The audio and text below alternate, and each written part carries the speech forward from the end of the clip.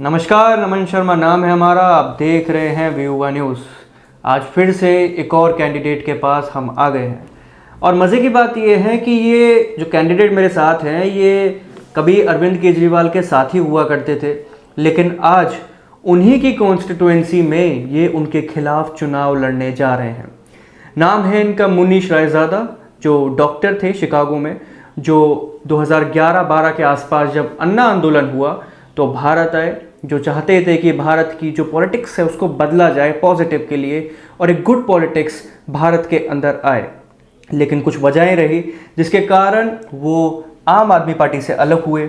साथ ही आम आदमी पार्टी में विदेश विभाग के को कन्वीनियर थे, जहाँ पे कुमार विश्वास जी के साथ इन्होंने काम किया था। सबसे पहले तो मुनीश रायज़ादा जी, आपका बहुत बहुत स्वागत। थैंक्स नमन।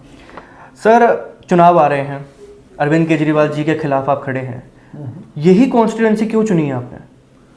देखिए, हम लोग हमारा संबंध अन्ना आंदोलन से है, तो हमने ये कहा मेरा नई दिल्ली विधानसभा से चुनाव लड़ना उन सभी अन्ना आंदोलन के सच्चे सिपाहियों की एक कलेक्टिव वॉइस है, जिसमें हमने ये ठाना है कि भ्रष्ट केजरीवाल, जिन्होंने सैद्धांतिक तौर पे, नैतिक तौर पे एवं प्रशासन के यानी कि आर्थिक तौर पे भ्रष्टाचार किया,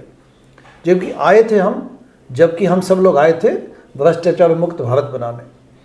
तो ये सब हमारी कलेक्टिव लड़ाई है एंड चोरों के चोर को पकड़ेंगे, उनकी जमानत जब्त करवाएंगे, ताकि हम ये कह सके कि जो सैद्धांतिक राजनीति का समय अभी गया नहीं है, नैतिकता की राजनीति, शुचिता की राजनीति का समय अभी गया नहीं है, बल्कि शुचिता की राजनीति ही करके दिखाएंगे।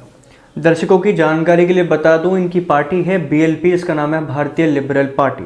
सर, एक इंटरव्यू में आपने कहा मैं इसको फर्जीवाल बुलाता हूँ, अरविंद फर्जीवाल, और आपने कहा कि इनके पास फेक डिग्री है। तो कैसे, क्या इसका पीछे तथ्य है सर? देखिए, फेक डिग्री की जो लायबिलिटी है वो उनके कंधों पे है। अगर हमने क्लेम किया है तो आप दिखा दीजिए अपनी डिग्री, पब्लिक में ले आइए, दूध का दूध पानी का पानी हो जाएगा।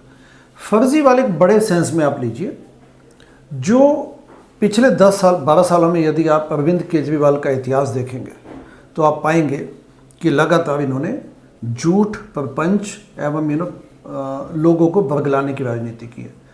आपको ध्यान होगा कि अन्ना आंदोलन के माध्यम से पार्टी बनी थी। अन्ना आंदोलन का एक ही ध्येय था कि एंटी करप्शन एक स्ट्रॉन्ग प्लैंक पे हम एक अच्छा बिल अपने देश को मिले, अच्छा कानून मिले, ताकि हम जिसे जन लोकपाल बिल बोला गया, यानी कि महत्वाकांक्षा इतनी थी कि जो ओम्बड्समैन वाला बिल था, जिसको लोकपाल बिल कहा गया था, जो कि कभी पारित नहीं हुआ था तब तक, लेकिन एक देश में बातें उठी थी कि हम एक स्ट्रॉन्ग एंटी करप्शन ओम्बड्समैन बनाएंगे, जिसको अपने भारतीय उसके हिसाब से उसका नाम लोकपाल रखा गया। तो वो लोकपाल से भी ज़्यादा महत्वाकांक्षी एक ऐसा बिल बनाएंगे जिसमें मतलब करप्शन से लड़ने की बड़ी पावरफुल उसमें वो होगी। अब देखिए, एक्स प्रधानमंत्री मनमोहन सिंह जी की कल डेथ हुई है 26 दिसंबर को, आज 27 है, और उस वक़्त स्कैम्स पे स्कैम्स चल रहे थे जब मनमोहन सिंह जी प्रधानमंत्री थे। तो हम ये सब चाहते थे कि देश चाहता था कि कुछ भ्रष्टाचार से लड़ाई हो, इसलिए बोला गया था कि भ्रष्टाचार मुक्त भारत बनाएंगे। आम आदमी पार्टी में आते ही ये बोला गया कि व्यवस्था परिवर्तन लेके आएंगे। अब पिछले 10 सालों में क्या हुआ? जो हाईकमांड कल्चर ख़त्म करनी थी उससे बिल्कुल विपरीत किया अरविंद केजरीवाल ने। उन्होंने कहा था कि हम चंदा की पारदर्शिता दिखाएंगे, ठीक है ना, जनता का दिया हुआ चंदा दिखाएंगे। उसको उन्होंने ध्वस्त किया, उस प्रिंसिपल को, सिद्धांत को। उन्होंने कहा कि हम आंतरिक अपने पे कंट्रोल रखेंगे, विजिलेंस रखेंगे। तो आंतरिक लोकपाल के रूप में एडमिरल L रामदास जी को नियुक्त किया गया। हुआ क्या? उनको हटा दिया गया बड़े अनसेरेमोनियस वे में। तो यानी कि इन सब चीज़ों को आप देखेंगे तो ही has systematically destroyed each and every principle we vouched for, इसलिए मैं उनको फर्जीवाल बोलता हूँ। सर, 2023 में आपका एक बयान है जहां आपने कहा कि 1274 बेड हैं, 253 MCD हॉस्पिटल के अंदर हैं जहां काम नहीं होता, और आपने गार्बेज का इशू भी उठाया। आपने कहा कि ये सरकार काम नहीं कर सकती। 1274 बेड अगर आप कह रहे हैं और 253 MCD के अंदर हैं, जो अरविंद केजरीवाल के अंदर आती है, आप ये कैसे कह सकते हैं कि 1274 में से खाली 253 बेड अगर काम नहीं कर रहे हैं या फिर वो फंक्शनिंग नहीं है, तो MCD गलत है और अरविंद केजरीवाल जो है गलत है? देखिए, MCD का प्राइमरी फंक्शन क्या होता है? आप इसमें ये भी ध्यान दीजिए कि बीजेपी भी उतनी ही कल्पेबल है, आप उतनी ही भ्रष्टाचार में लिप्त है। एमसीडी का म्यूनिसिपल कॉरपोरेशन ऑफ दिल्ली, पहला and the first and the foremost उनका काम क्या है? कूड़ा करकट साफ करना, नालियाँ साफ करना, यही होता है ना म्यूनिसिपैलिटी का काम, ये होता है। It's not a rocket science. उसमें पिछले 10 सालों में आप देखिए लगातार हम लोग यानी कि दिल्ली के लोगों को यातना का शिकार होना पड़ा। कूड़ा करकट का घर बन चुका है दिल्ली। 3 बड़े बड़े पहाड़, ठीक है ना, ओखला में, गाजीपुर में और भलसवा में जी। 3 बड़े बड़े पहाड़ खड़े। कूड़े का निस्तारण किया ही नहीं गया ठीक ढंग से। कूड़ा गली गली में कूड़ा दिखता है आपको। एमसीडी भ्रष्टाचार का अड्डा बनी हुई है। अब एनडीएमसी देख लीजिए नई दिल्ली में, जो कि यूनियन गवर्नमेंट के तहत आता है, क्योंकि आप नई दिल्ली विधानसभा is Lutyens zone kind of, तो यहाँ पे NDMC, new Delhi municipal corporation, central government के पास है। यहाँ भी आप देखिए भ्रष्टाचार है इसमें। सफाई कर्मचारियों की उनको नौकरियाँ नहीं मिली ठीक ढंग से। कूड़ा करकट यहाँ पे चलो एमसीडी के मुकाबले बेटर है, बट ये लुटियन जोन है। आप इतना कूड़ा करकट यहाँ पे फैलने कैसे देंगे? तो उनकी लाइबिलिटी बहुत स्ट्रॉन्ग है। कुल मिला के यदि आप देखेंगे तो दिल्ली में कूड़ा करकट का अंबार लगा हुआ है। अब आते हैं उसके अलावा एमसीडी स्कूल चलाती है और अस्पताल चलाती है। आप अस्पतालों में जाके देखिए इनके वहाँ पे कितना बुरी वहाँ पे व्यवस्था है, जबकि एमसीडी के पास टैक्सेस की कोई कमी नहीं है। नमन जी ये ध्यान दीजिएगा, एमसीडी के पास दुनिया भर का टैक्स इकट्ठा होता है। टोल टैक्स से लेके हाउसिंग टैक्स लेती है, फिर बिजली पानी के बिजली का इनके सॉरी पानी का बिल। कुल मिला के एमसीडी में इतनी कुव्यवस्था है, इतनी प्रबंधन के हिसाब से इतना बुरी तरह फ्लॉप हो चुकी है। और ये एमसीडी पहले बीजेपी के पास थी, अब आम आदमी पार्टी के पास जी।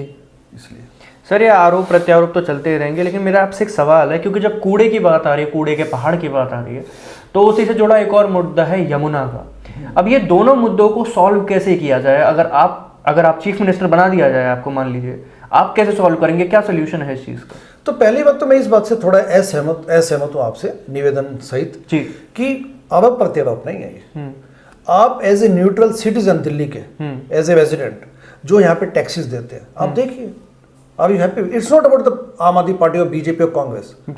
हमें as taxpayers, as citizens, हमें क्या मिला यहाँ पे प्रबंधन के हिसाब से? महिलाएं कह रही हैं फ्री बस सेवाएं मिल गई हमें, बिजली मिलती है 24 घंटे, ये सब चीज़ों के बारे में बात हो रही है। तो पहली बात तो ये है, और वो तो ये भी कह रहे हैं कि अगर जो आ रहे हैं पार्टी, चाहे बीजेपी हो या कांग्रेस हो, वो वादा करके दिखा दीजिए कोई भी। देखिए 200 यूनिट बिजली फ्री, जैसे ही आपने 200 को क्रॉस किया आपको पूरा बिल देना पड़ेगा जी। ये यहाँ पे ये आपकी चाल है। सेकंड, 70% ऑफ दिल्ली के जो रेजिडेंट्स हैं वो तो फुल बिजली का बिल देते हैं, 70%, क्योंकि कानूनी ऐसा मतलब रूल ऐसा है कि 200 से क्रॉस करते ही, तो 30% लोगों को बेनिफिट है। अच्छा, महिलाओं को यदि आपने फ्री डीटीसी की बस दे भी दी, कौन सी बड़ी बात है? देना भी चाहिए, कोई बड़ी बात नहीं। बाकी सरकारें तो नहीं दे पाई ना सर। हमने ये बोला है कि हम लोक कल्याणकारी चीज़ों को आगे करेंगे, लेकिन आपको बड़े लेवल पर सोचना पड़ेगा। देखिए कुछ रेवड़ियाँ बांटने से काम नहीं चलेगा, आपको रोजगार डेवलप करना पड़ेगा। जॉब्स नहीं है, आज यहाँ युवा खाली बैठे हैं, ग्रेजुएशन हो चुकी है, पीजी कर चुके हैं, पोस्ट ग्रेजुएशन, एमए, पीएचडी किए हुए लोग यहाँ खाली बैठे हैं।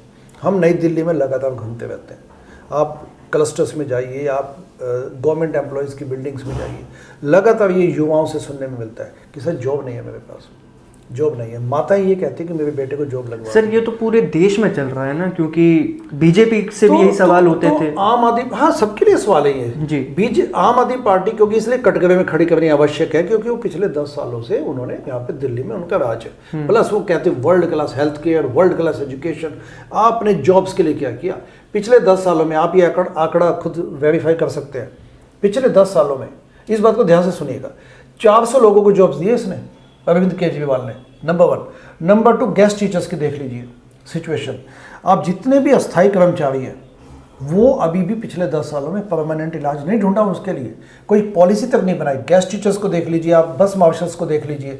फिर मैं आता हूँ एजुकेशन डिपार्टमेंट में। एजुकेशन डिपार्टमेंट में काफ़ी रेगुलर पोस्ट भी खाली पड़ी है, तो आपने जॉब क्रिएशन किया नहीं, आपने थोड़ी देर रेवड़ियाँ बांट दी, उसके बाद एड्स पे लगा दिया दुनिया भर का पैसा। जो 2000 करोड़ अरविंद केजरीवाल ने एड्स पे खर्च किया, उसके बनस्पत शीला दीक्षित ने उतने ही कार्यकाल में 4 सालों में 83 करोड़ खर्च किए थे। केजरीवाल ने 2000 खर्च किए, 2000 करोड़।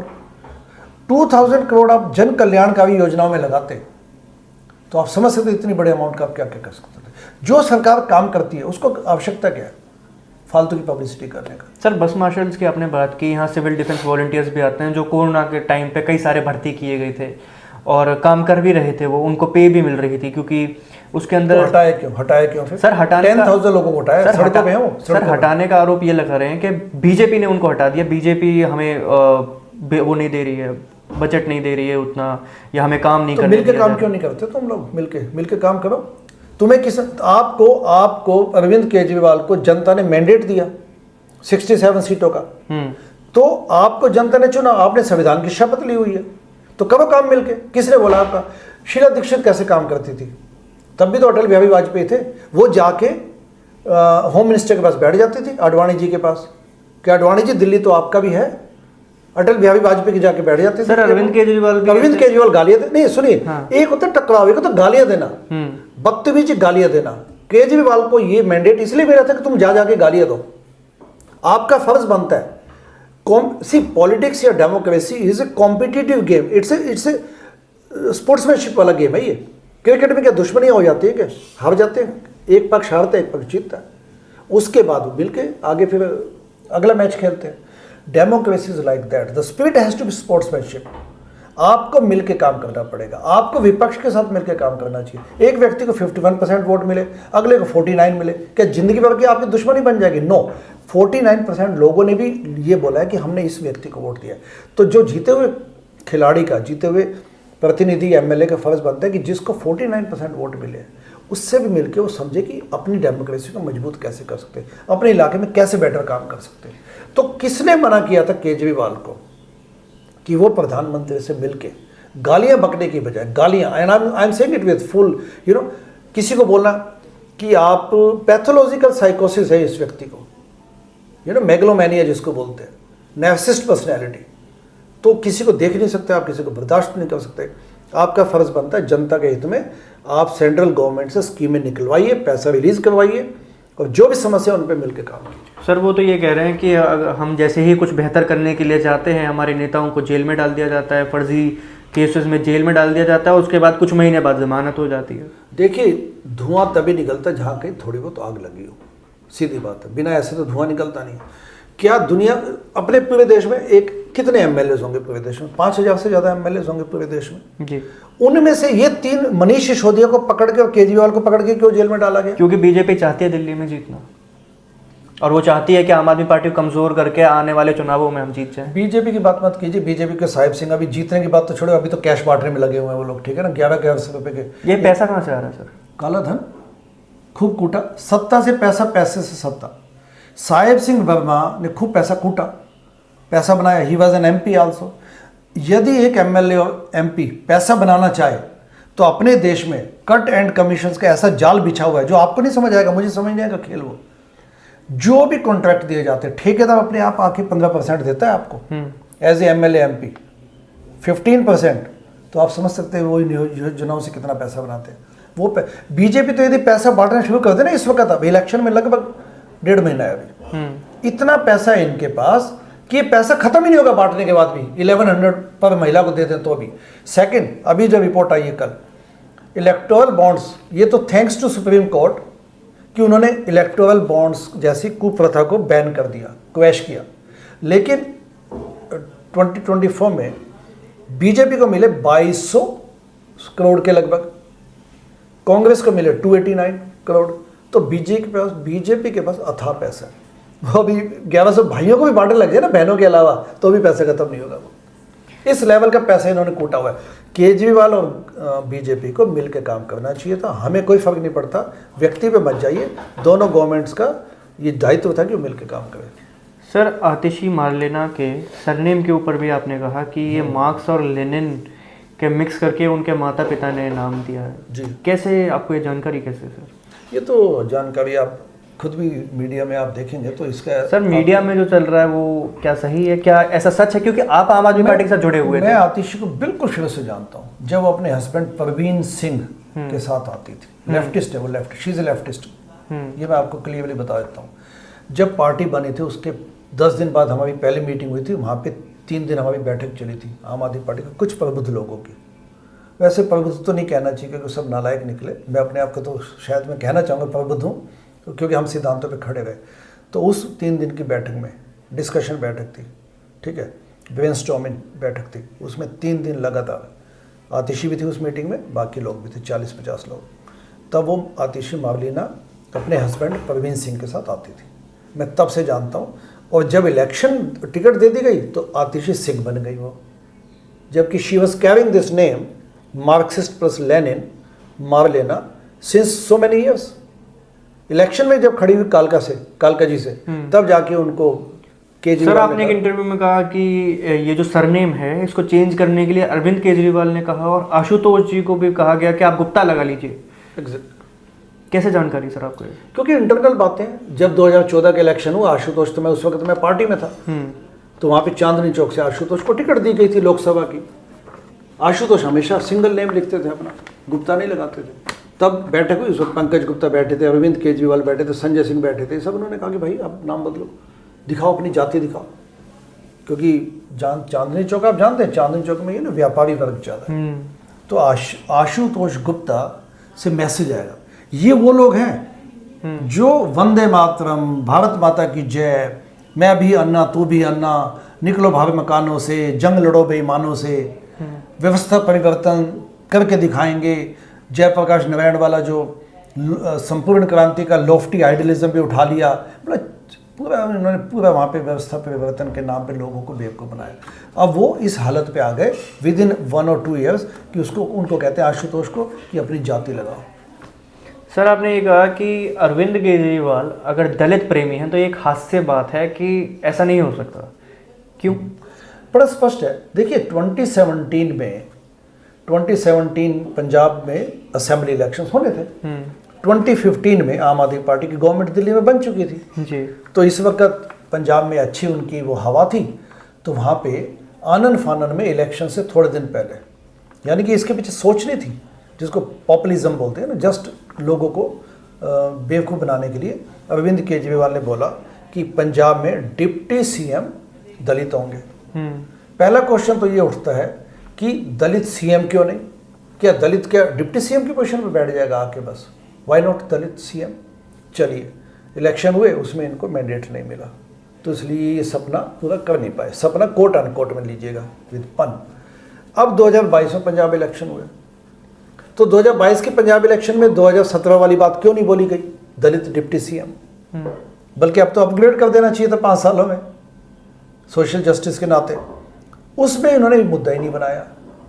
2022 में पंजाब में असेंबली इलेक्शन में क्लियर मैंडेट मिला, तो पंजाब में दलित डिप्टी सीएम क्यों नहीं बनाया, दलित सीएम क्यों नहीं बनाया? अच्छा अब दिल्ली पे आइए। आप दिल्ली में पिछले 10 सालों में, नमन जी इस बात पे ध्यान दीजिएगा, आपकी जनता को बताइएगा ये बात, पिछले 10 सालों में शेड्यूल्ड कास्ट सब प्लान के तहत ये कॉन्स्टिट्यूशनल रिक्वायरमेंट है, इसमें ये नहीं कि हमने आपस में डिसाइड किया, जो दिल्ली स्टेट का बजट है उसमें जितनी परसेंटेज दलित लोगों की है, यानी कि 17%, 17, इतना बजट आपको दलित वेलफेयर पे खर्च करना पड़ेगा, दलित कल्याण के लिए। तो उस बजट को इन्होंने खर्च नहीं किया। ये जो बिजली फ्री दिखती है ना आपको, बिजली पानी फ्री, ये वही दलित वर्ग का जो पैसा था, एलोकेशन थी, वहाँ से उठा के रेवड़ियाँ बांटने लग गए। ये दलित कल्याण पे यदि काम करते पिछले 10 सालों में, तो आज दलित दिल्ली में बड़ा पावरफुल सिचुएशन में होता, हमारे साथ इक्वल खड़ा होता, पिछड़ा नहीं होता। उनके बच्चे विदेशों में जाके पढ़ाई करके वापस भी आ चुके होते और यहाँ पे अच्छी नौकरियों पे लगे होते। लेकिन दलित समाज की हालत तो यहाँ पे अच्छी नहीं है। अगला पॉइंट ये है कि जब जेल में गए, पकड़े गए शराब घोटाले में अरविंद केजरीवाल, तो एक दलित व्यक्ति को सीएम क्यों नहीं बना दिया इन्होंने? चलो दलित फिर भी बाहर आ गए, तो जब आतिशी को सीएम बनाना पड़ा इनको मजबूरी में, क्योंकि खुद सीएम बने रह नहीं सकते थे सुप्रीम कोर्ट की गाइडलाइंस के बाद, तो उन्होंने किसी दलित को सीएम क्यों नहीं बनाया? अब इलेक्शन के टाइम उल्टी सीधी बातें बोलना, राग अलापना, इस किस्म के विधवा विलाप करना, इसका कोई तुक नहीं है। क्योंकि ये विधवा विलाप वाली बातें हैं कि बस अपनी छाती पीटते रहो बिना बात के, कोई तुक नहीं हो उसका। सर कुछ लोग ये कह रहे हैं कि आप अरविंद केजरीवाल के खाली वोट काटने के लिए यहाँ पर आए हैं और आप वैसे जीतेंगे नहीं, लेकिन आप वोट ज़रूर काट लेंगे। और साथ में कहते हैं कि बीजेपी के खिलाफ ज़्यादा बोलते नहीं हैं, आम आदमी पार्टी के पीछे पड़े रहते हैं। अभी देखिए मैंने कितना तो बीजेपी के खिलाफ बोला। साहिब सिंह वर्मा, जिनकी अपनी एक इमेज है, जिनका एक व्यक्तित्व था, जिन्होंने पूरी जिंदगी अपनी लोगों के लिए काम किया, उनके बेटे प्रवेश साहिब सिंह वर्मा यहाँ पे नोट बांट रहे हैं। अच्छा, अब बात आती है, देखिए हम लोग सिद्धांतिक लोग हैं। मैं 22 सालों से अपना मेडिकल कैरियर यूएसए में छोड़ के पिछले साल लगभग 1.5 साल पहले वापस आ गया था। तब से मैं लगातार भारतीय राजनीति की सेहत पे, प्लीज़ माइंड दिस, भारतीय राजनीति पॉलिटिक्स की सेहत पे ध्यान दे रहा हूँ। मैं चाहता हूँ कि भारतीय राजनीति को अच्छा किया जाए। अब उसके लिए मैं क्या किसी पार्टी की उस पर बैठूंगा क्या कि उनकी मदद करने के लिए मैं इनकी मदद करूँगा? हम लोग व्यवस्था परिवर्तन के सिपाही थे तब, आज भी हैं, अन्ना आंदोलन के सिपाही हैं। व्यवस्था परिवर्तन करके दिखाएंगे, ऑल्टरनेटिव पॉलिटिक्स का मॉडल चमका के दिखाएंगे, देश में राजनीति को अपग्रेड करेंगे। इसलिए इस किस्म की बेबुनियादी बातों में जनता आने वाली नहीं है। प्लस नई दिल्ली विधानसभा में पिछले 3 महीनों से, क्योंकि इनके पास तो ब्लैक मनी है, बड़ी बड़ी पार्टियों के पास, इनके पास वो सब मैकावेलियन पॉलिटिक्स जो होते हैं ना, कि मतलब सारे जैसे अनैतिक तरीके जो इनको अपनाने आते हैं, इनके डीएनए में अनैतिकता, इमोरलिटी। हम लोग प्रिंसिपल राजनीति करने आए, politics with principles and with righteousness वाली पॉलिटिक्स। इसलिए हम लोगों का जो असली जो जिस पे ये लोग काम कभी नहीं करते, we are going home to home, we are going door to door and लोगों से मिल रहे हैं। उनको मैं बताता हूँ कि हमारी टीम बताती है कि देखिए ये हम वापस आए हैं एंड आज भी आपके साथ खड़े हैं, बाद में भी आपके साथ खड़े होंगे। हम आपके साथ मिल के काम करेंगे, स्वास्थ्य पे अच्छा काम करेंगे, एजुकेशन पे अच्छा काम करेंगे, जॉब्स एंड एम्प्लॉयमेंट पे काम करेंगे, स्किल अपग्रेडेशन के लिए काम करेंगे, इंटर्नशिप्स दिलवाएंगे, जॉब्स दिलवाएंगे प्राइवेट एंड गवर्नमेंट सेक्टर में। तो we are here for a big cause. Sir, आपने अभी कुछ टाइम पहले इंटरव्यू में कहा कि दलित सीएम होगा अगर आपकी सरकार बनती है, दलित सीएम होगा, ओबीसी वर्ग से डिप्टी सीएम होगा और एक और डिप्टी सीएम होगा जो मुस्लिम होगा। ये किस तरीके से बांटा आपने और क्यों बांटा?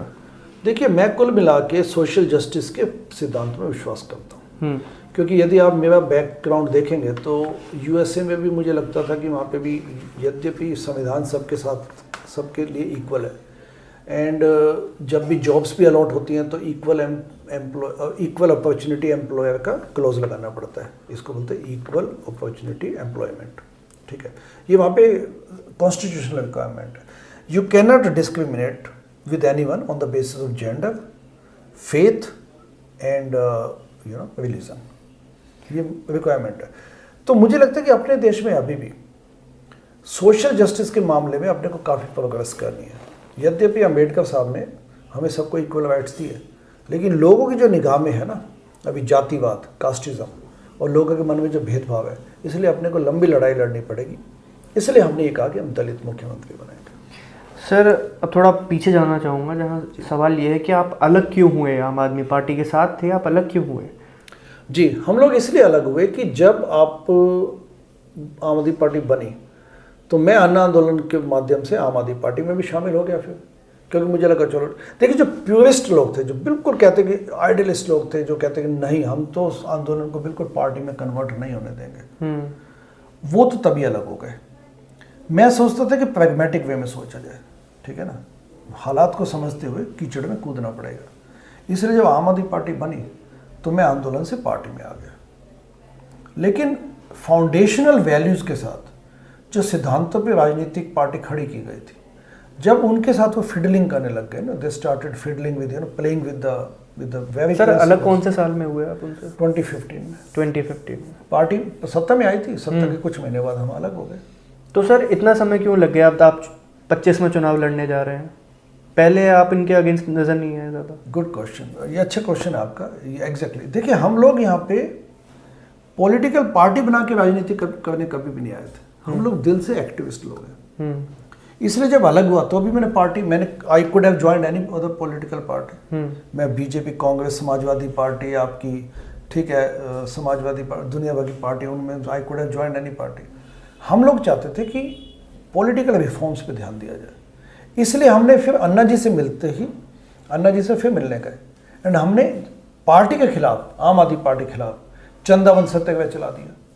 चंदाबंद यानी कि हमने कहा कि इन्होंने हिसाब नहीं तो चंदा नहीं, यू नो। सिद्धांतों पे वापस आओ, चंदा दिखाओ, चंदा दिखाओ, या सिद्धांतों पे वापस आओ, हिसाब दिखाओ, हिसाब दिखाओ।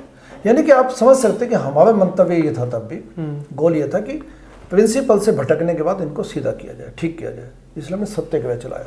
फिर 2019 में मैंने ट्रांसपेरेंसी, पारदर्शिता, एक डॉक्यू ड्रामा बनाया, ये यूट्यूब पे अवेलेबल है। ट्रांसपेरेंसी, जी, ट्रांसपेरेंसी, पारदर्शिता। तो आप समझ सकते हैं पिछले 7-8 सालों में भी फिर हमने लोक उम्मीदवार कॉन्सेप्ट लॉन्च किया। लोक उम्मीदवार का मतलब ये था कि जनता पे पार्टियां कैंडिडेट्स थोपे मत। अभी क्या होता है कि पार्टियां कैंडिडेट्स अनाउंस कर देती है पैसा खा के, टिकटें बेच के, और फिर कहती है जनता को कि आप चुन लो इनमें से एमएलए या एमपी। हम कहते हैं कि यूएसए के डेमोक्रेसी के एग्जाम्पल को देखते हुए कि वहाँ प्राइमरी इलेक्शन होता है, पार्टी पहले जनता के माध्यम से कैंडिडेट चुनवाती हैं, फिर उसको टिकट देती है। It is called primary election. हम ये चाहते थे कि इस किस्म का काम किया जाए। तो यानी कि पिछले 8-10 सालों में हम एक्टिविज्म के माध्यम से देश में सुधार लाना चाहते हैं। बाकी ये नहीं कि अभी इलेक्शन आ गया तो मैं अभी आ गया, ये कॉन्सेप्ट ठीक नहीं है सोचना। इलेक्शन नई दिल्ली में मैंने चुनाव अभी लड़ा, मतलब लड़ने की तैयारी में, लेकिन पिछले 15 महीनों से लगातार भारतीय लिबरल पार्टी के माध्यम से जनता के बीच में गए। लोकसभा जो 2024 में इलेक्शन हुआ उसमें भी हमने 2 सीटों पर चुनाव लड़े। मैं स्वयं चुनाव नहीं लड़ा, लेकिन लोकसभा चांदनी चौक एवं नॉर्थ ईस्ट दिल्ली से हम लोगों ने चुनाव लड़ा। We were constantly active among the people. Sir, आखिरी बात आपकी अरविंद केजरीवाल, आतिशी जी, या फिर संजय सिंह हो या मनीष सिसोदिया, इनसे क्या बातचीत हुई थी? आखिरी बार किससे बातचीत हुई थी और क्या हुआ था? देखिए, जब मैं सत्ता में था, यानी कि आम आदमी पार्टी सत्ता में थी, तो मैं उस वक्त सत्येंद्र जैन हेल्थ मिनिस्टर का एडवाइज़र था। तब मैं सचिवालय में ही बैठता था, जहाँ पे दिल्ली गवर्नमेंट की सीट है। तो वहाँ पे मैं केजरीवाल के पास गया।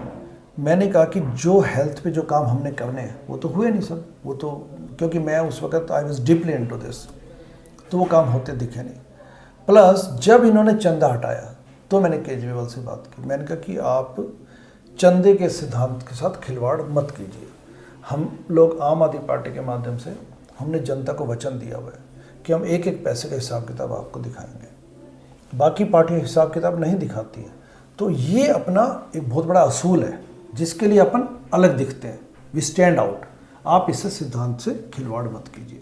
पर तब तक सत्ता का नशा इनके दिमाग में घुस चुका था। सर, ये पूरी सरकार अभी 10 साल चली, अभी लगातार कई सालों से अरविंद केजरीवाल दिल्ली में हैं और कई बार 2 बार चुनाव जीत गए, 2 से 3 बार जीत चुके हैं। एक बार तो उन्होंने रिजाइन कर दिया था, लेकिन उसके बाद 2 बार और जीत गए जी। तो आपको क्या लगता है कि क्या अच्छे काम क्या हुए हैं? क्या आपको कुछ लगता है कि अरविंद केजरीवाल की सरकार में कोई अच्छा काम हुआ है? देखिए, दिल्ली गवर्नमेंट ने पिछले 10 सालों में दिल्ली को काफ़ी साल पीछे ले गई है। जब भी आप गवर्नमेंट में होते हैं कुछ तो स्टैंडर्ड चीज़ें होंगी ना, वो तो होनी है। ये थोड़ी कि सरकार ठप हो जाती है।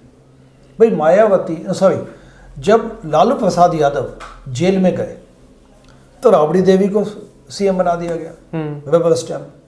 वो टोटली अशिक्षित है, अंगूठा ठेक है, अंगूठा छापती हैं वो। तो अब ये सोचना कि बिहार वहाँ पे ठप हो गया, बिहार स्टैंड स्टिल में चला गया, ऐसा नहीं होता। गवर्नमेंट चलाती है गवर्नमेंट के डिपार्टमेंट्स, जिसमें ब्यूरोक्रेसी होती है। ब्यूरोक्रेट्स टिपिकली हाईली एजुकेटेड होते हैं। सिस्टम बने हुए हैं अपने देश में, जुडिशियल सिस्टम है, एडमिनिस्ट्रेटिव सिस्टम है। तो ये कहना कि इन्होंने काम नहीं होने दिया कुछ भी, ये तो होगा नहीं कभी भी। स्टैंडर्ड चीज़ें रोल आउट होती रहती हैं। बट जिस विज़न के साथ केजरीवाल आए थे, जिस विज़न के साथ उन्होंने एक लॉफ्टी आइडियलिज्म के तहत देश को एक सपना दिखाया था, उससे वो टोटली भटक चुके हैं।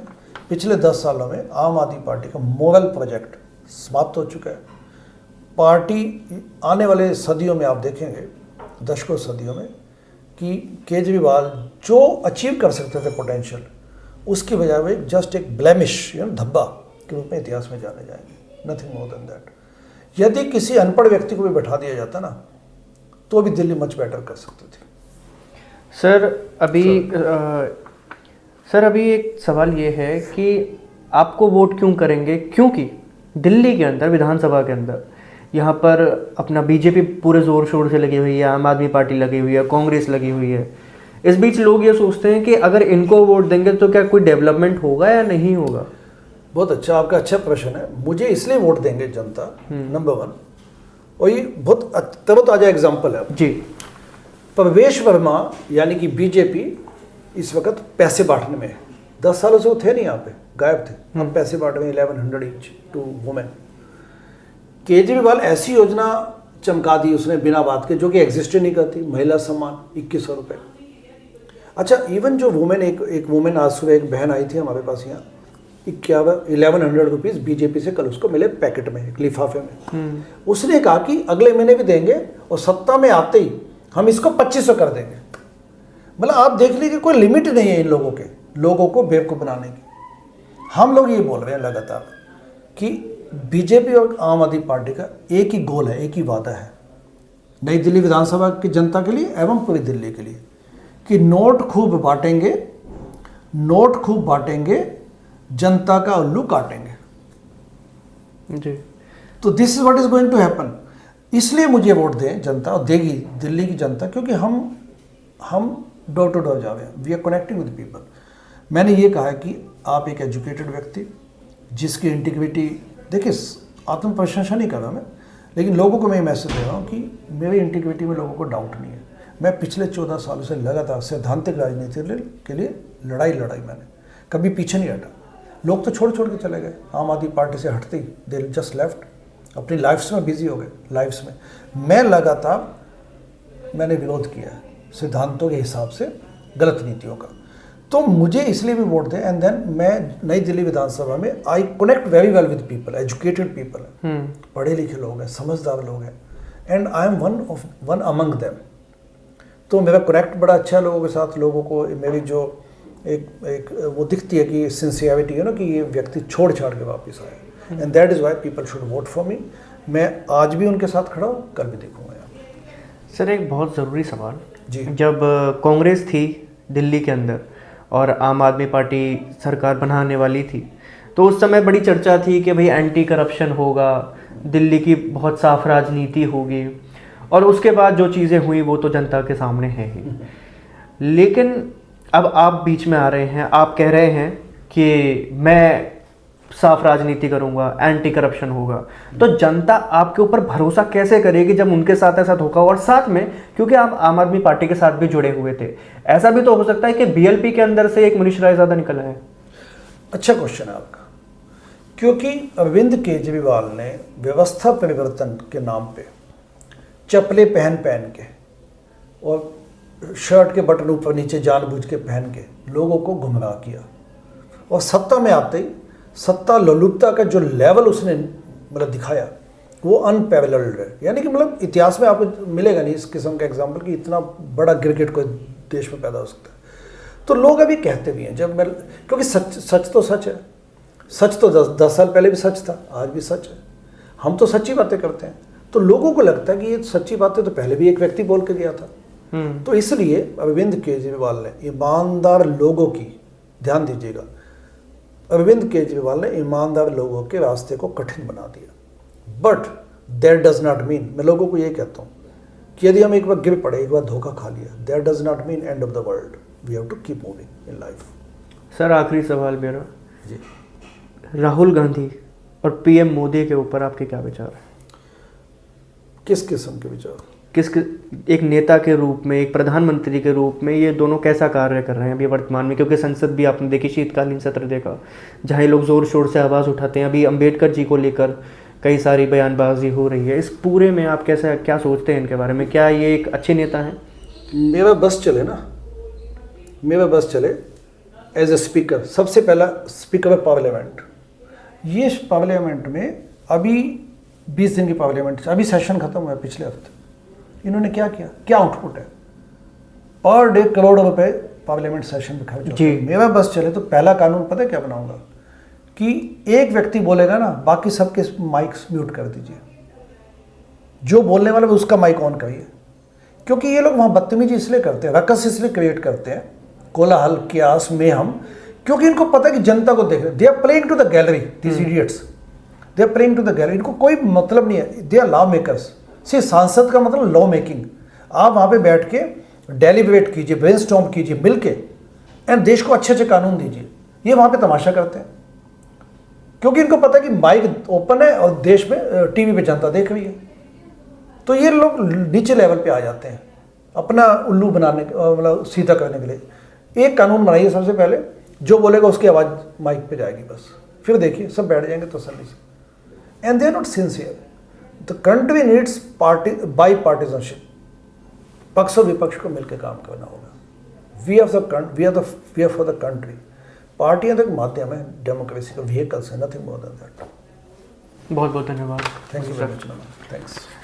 तो ये था एक इंटरव्यू मुनीश रायजादा जी के साथ, जो नई दिल्ली के विधानसभा से चुनाव लड़ने जा रहे हैं और इनकी पार्टी है BLP, भारतीय लिबरल पार्टी। आपका इस पूरी वीडियो पर क्या विचार है हमें कमेंट सेक्शन में जरूर बताएं। ऐसी तमाम खबरों के लिए देखते रहिए VUA न्यूज़। मैं हूँ आपके साथ नमन शर्मा।